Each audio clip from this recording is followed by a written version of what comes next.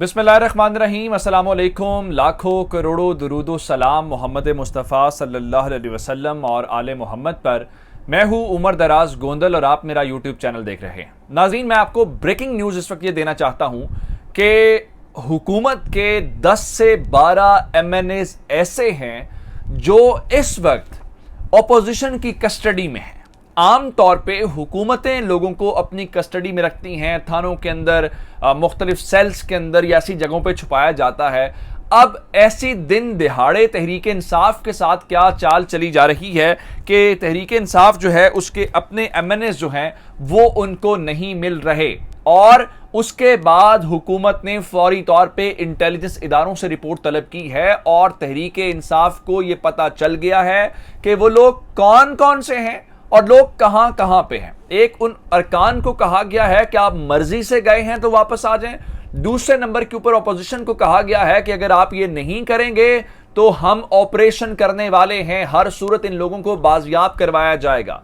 तो क्या अब ये लोग इस्लामाबाद के अंदर मौजूद हैं या इनको सिंध मुंतकिल कर दिया गया है या मुंतकिल किया जा रहा है, या फिर इस्लामाबाद के अंदर अगर हुकूमत कार्रवाई करने जा रही है तो उस कार्रवाई से बचने के लिए क्या सिंध से पुलिस को तलब कर लिया गया है और इजाफी पुलिस की नफरी वहां पे आ गई है। मैं आपको यह भी बताऊंगा और फिर आगे चल के पाकिस्तान पीपल्स पार्टी के मुतालिक बताऊंगा कि उन्होंने ISI के director general lieutenant general Nadeem Anjum साहब को खत लिखा है। उस खत के अंदर वो क्या कह रहे हैं आपको ये भी बताएंगे। और फिर आज एक नई 5 साल की हुकूमत का मामला आ गया है कि अगली जो हुकूमत बन रही है वो 5 साल स्टे करना चाहती है, वो कैसे स्टे करेगी। और फिर कल चौधरी परवेज इलाही साहब ने जो इंटरव्यू दिया था जिसके अंदर उन्होंने इमरान खान के बारे में कहा कि वो सीने में ये बात रखते हैं कि बदला किससे लेना है और उनकी शिगाफ पड़ गई, इस तरह की बहुत सारी बातें। तो आज तहरीक इंसाफ ने उसका जवाब दिया है, इमरान खान ने जवाब दिया। क्या जवाब दिया है बनी गाला वाले इजलास के हवाले से मैं आपको बताऊंगा।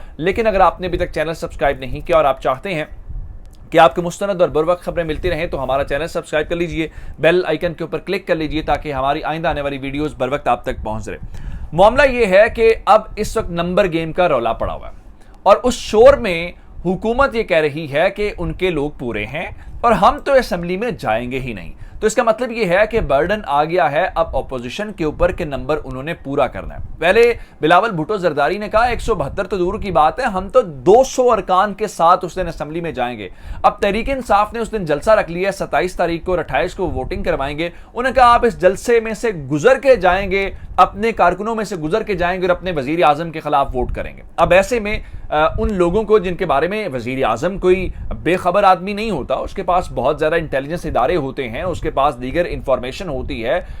एक आम जो मिनिस्टर होता है उसके पास इतनी इंफॉर्मेशन होती है, तो वजीर आजम के पास तो IB होती है, ISI होती है, MI, बहुत सारे इदारे होते हैं जहां से वो रिपोर्ट ले सकते हैं। अब हैरान इस बात के ऊपर होंगे चौधरी परवेज इलाही जो इस वक्त अपोजिशन की जानिब भी खेल रहे हैं, जो गवर्नमेंट की जानिब भी खेल रहे हैं। हालांकि चौधरी बरादरान के मुतालिक कहा यह जाता है कि वो रख रखाव वाले लोग हैं। कल उन्होंने इमरान खान के बारे में खुद कहा कि अपोजिशन जो गवर्नमेंट की इत्तेहादी हैं उनको अपोजिशन की जानिब झुकाव है।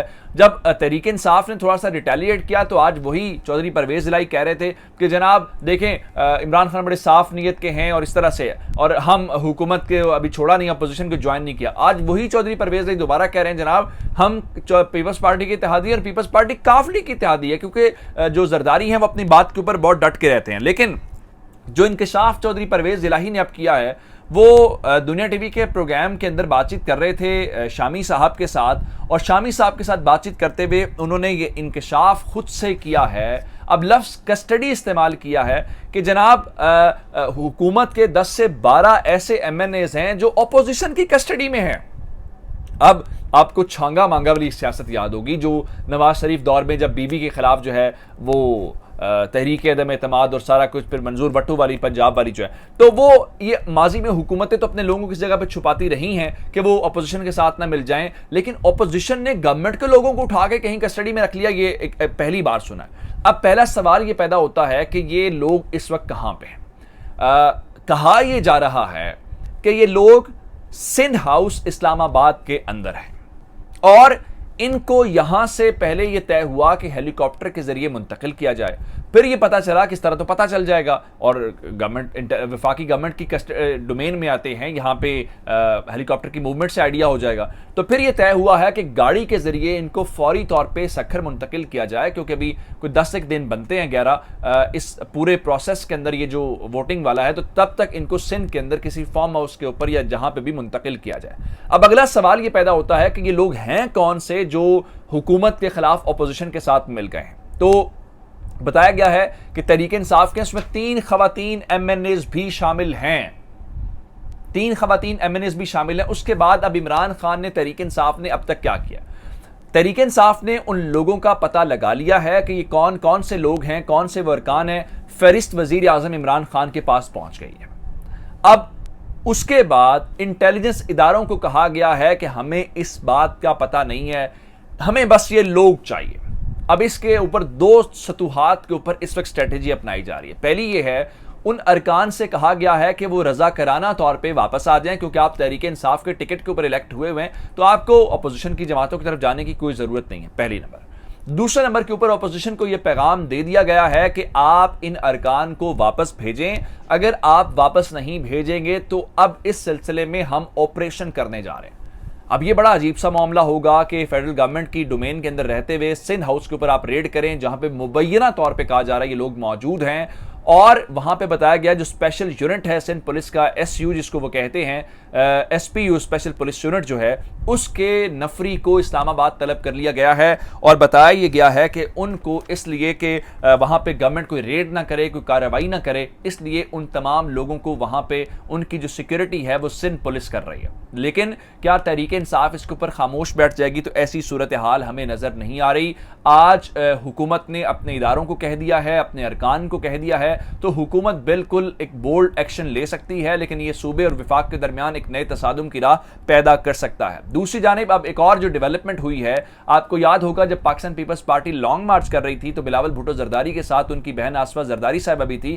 तो पंजाब के इलाके में जब वो दाखिल हुए तो अचानक से एक ड्रोन आता है और ड्रोन आसफा साहिबा को टकराता है उनके साथ और वो जख्मी हो जाती हैं। उसके बाद उस वक्त तो बिलावल साहब ने माफ़ कर दिया उस टेक्निकल का जो भी चीज़ निजी चैनल का था, लेकिन उसके बाद ये कहा गया जी हमें बुनियादी तौर पे वो मौत का थ्रेट दिया गया है, हमें डराया गया है, तो इसलिए DGISS की तहकीकात करें। तो आज पाकिस्तान पीपल्स पार्टी ने बाज़ाब्ता तौर पर नैयर बुखारी साहब ने DGISI lieutenant general Nadeem Anjum साहब को ख़त लिखा है और उनसे कहा है कि जो आसफा जरदारी साहिबा के ऊपर हमला किया गया है ड्रोन के ज़रिए, वो एक सोचा समझा मामला है, इसलिए ISI उससे तहकीकात करे और ISI तहकीकात करके जो है वो इस मामले की। अब ये बड़ा अजीब सा मामला है कि पाकिस्तान पीपल्स पार्टी ये कहती है कि इदारों की मुदाखलत सियासत के अंदर नहीं होनी चाहिए। अब बहुत सारे और मामलात हैं कि अदालत के अंदर क्या आपने FIR दर्ज कराई है, क्या आपने दीगर चीज़ें की है जहां पर आपको इंसाफ नहीं मिला, आप इंटेलिजेंस के इदारों के इन मामलात के अंदर मुदाखलत करेंगे, फिर जहां पर सियासत की मुदाखलत हो तो आप उससे क्या तवक्को रखेंगे?